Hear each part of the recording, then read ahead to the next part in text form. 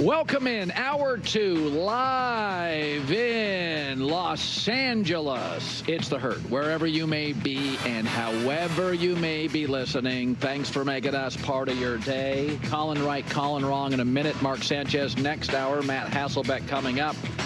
J-Mac, I had a good week betting, 3-1. I've got the Jags plus the points tonight in Buffalo. Had Atlanta last night.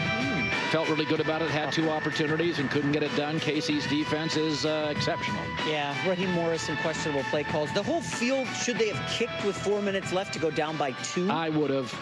Again, but historically, Patrick Mahomes gets a ball. He's not giving it back to you. But this is not that Patrick Mahomes. It's not. And Atlanta's got the best field goal kicker in the league. So if I get it back, I'd try a 56-yard field goal. I mean, 50-yard field goals now. Something happened in the last 2 years. Everybody got bionic. Yeah. People are kicking like 56-yard field goals. The ball goes through halfway up the net. Except for Justin Tucker, who missed another one yesterday. Well, everybody has a peak. He was the best kicker for a decade. By the way, Niners special teams totally failed them at the end in the fourth quarter. They gave up a fake punt. Niners, the punt return. In order to come back and win a game like the Rams did, you need several things to go your way. So number one, Ronnie Bell dropped a ball. That's the game. Did you see Purdy had 8 completions, but I think the broadcast said 6 drops? 6 drops by the...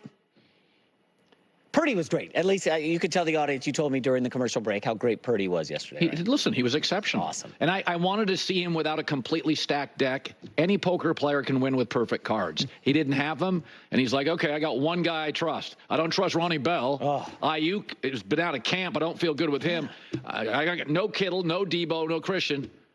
And a pretty good defensive front for the Rams. There's some young, talented guys. I'm just going to go to Jennings over and over and over. And he kept hitting him over and over and over. It was really impressive. Yeah. All right, Colin right, Colin wrong. Here we go. Where Colin was right. I took the Ravens, and I said, when it comes to quality opponents, Dallas isn't going to beat them. And I just said, I'll just take Lamar and John Harbaugh on that spot. They led 28-6. It wasn't competitive. The rush defense of the Cowboys is atrocious. 32nd in the league. And again, it's not a knock on Dak, who was, I guess, fine. I'm not going to blame Dak. But I've watched this game so many times. It's the Niners, or it's Buffalo last year, or it's Green Bay, or the Saints. I don't trust Dallas, especially at home, in these big spots. Where Colin was wrong. I didn't think you could win with 1 touchdown a week, but I was wrong on Justin Fields. I mean, Arthur Smith, he's coached out the reckless in him. Justin still, he's not a guy sitting in the pocket going to throw you 4 touchdown passes, but he's had only 1 turnover all season. What does this say about the Bears? He's completing 73% of his throws. So, sometimes we've seen it with Sam Darnold. We've seen it with Baker Mayfield. I didn't think Justin Fields would ever complete 73% of his throws. I was wrong, and I did not think Pittsburgh had a chance to go 4-0 in the season. I'm wrong. Where Colin was right. Sam Darnold's passer rating is 117. And I'm going to take one more I'm right on this. Mostly because nobody will acknowledge there's no more reckless. If you take, I always said when he came into this league, his upside is Andrew Luck, although I didn't think he was that good, and a Carson Wentz. And he ended up being like a worse version of Carson Wentz. And I'm not saying he's Andrew Luck. It's been a couple of games. But this is who I told everybody he was. I'm like, big, strong, athletic. This is what he can be. He finally got a coach. Now, maybe the best young coach in football, but he leads the NFL in touchdown passes. I'm waiting for the bubble to burst as well. I'm waiting. I thought this was the weekend. He looked better than last weekend. Where Colin was wrong. Malik Willis? How about Coach of the Year, Matt LaFleur? Tennessee gave him away. The kid is super efficient. He just doesn't make a lot of mistakes. They're not asking him to throw 45 game, but he's making throws down the field now. And, even Jordan Love, as good as he is, it took him years. It took him a full season to develop once he started. I didn't see this coming from a mile away. I never thought he'd play. I said the last couple of weeks everybody wanted to bet certain teams. I'm just staying away from Green Bay. This is a mess. Not at all. They're going to win that division, I think. I really believe that. Where Colin was right. Bo Nix. Hey, I just kept saying, do not be surprised if Bo Nix, because he's got an offensive coach, doesn't have the best rookie season. Now, again, he's more athletic than everybody gets him credit for. Here's what I like. They're not babysitting him. Now, listen, he's not lighting the league up. But they're making him throw 36, 40 times a game. And on script yesterday, he was pretty darn good. Again, y'all bailed on him, so he couldn't move the ball against Pittsburgh. He opened up at one of the loudest stadiums against Mike McDonald and a talented Seahawks defense. This kid can play. And I said, don't be shocked if after the rookie year with all these young quarterbacks with defensive coaches in defensive cultures, don't be surprised if Bo Nix, after 1 year, doesn't look like the best statistically of all these quarterbacks. Where Colin was right. Jawan Jennings. I've loved this guy last couple of years. I think he's the best third receiver on any team in the NFL for the San Francisco 49ers. He's just tremendous. 11 catches, 16 yards a catch. He was a big, tall, lanky kid out of Tennessee. Now he's put on strength. And Brock Purdy and Brandon Ayuk are totally out of sorts, so he is looking for him. And how many 6'4", 6'5" corners do you have in the NFL? Not many. He's a body advantage. Where Colin was wrong. Not just that USC lost, but the way they were bullied. I thought it would be a low-scoring game.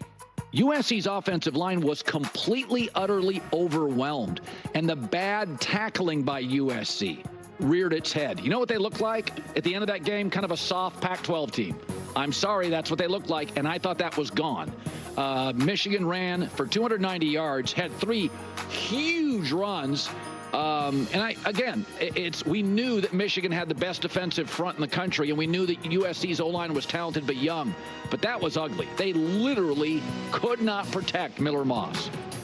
Where Colin was right. 5 of the 8 Philadelphia Eagle touchdowns are Saquon Barkley. I said this poor kid's never had a good offensive line. Can you imagine Saquon Barkley with the Eagles' offensive line? Without him, there's an argument Philadelphia is 0-3. He has just been incredible. And to let in your division a player the level of Saquon Barkley go as a general manager, it's almost a fireable offense.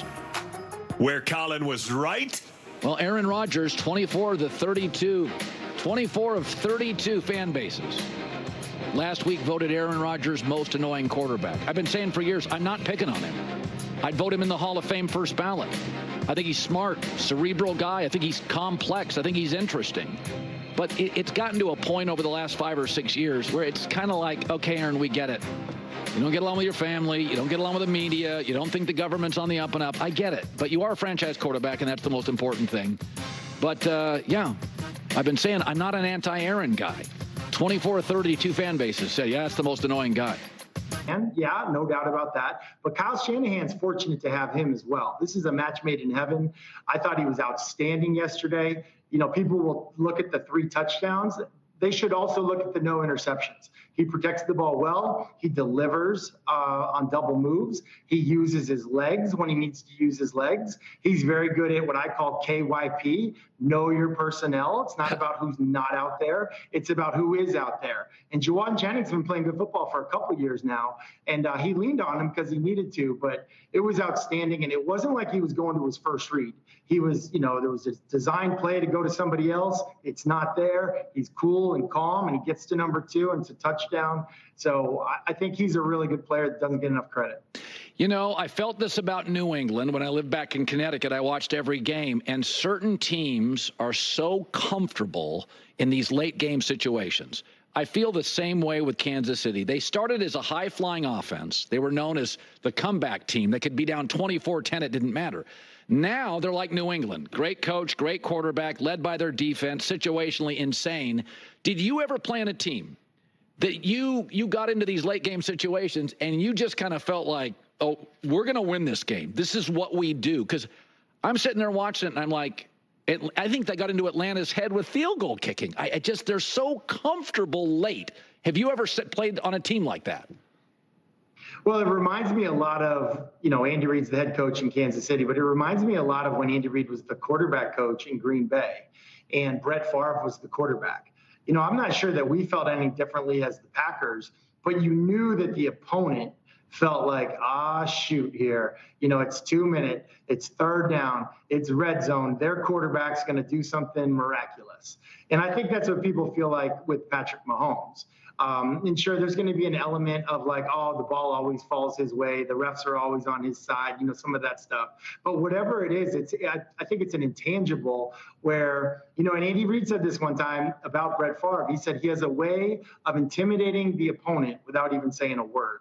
And I think that's what you see in Kansas City right now with Mahomes. Yeah, no, I agree. They're intimidating, and they don't have to verbalize it. So I keep